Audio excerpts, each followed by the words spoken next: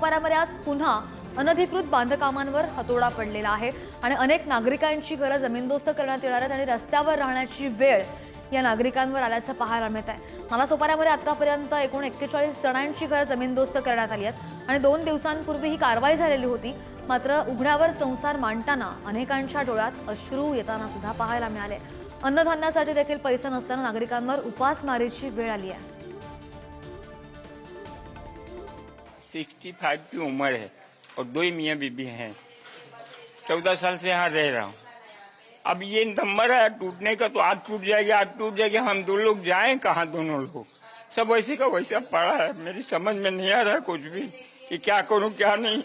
अभी तक यहाँ से कालवा देवी नौकरी करने को जा रहा था, आज 6 दिन से नहीं है, पगार भी कट रही और यहाँ भटक गए हैं। अभी समझ में नहीं आ रहा क्या करूँ क्या नहीं करूँ।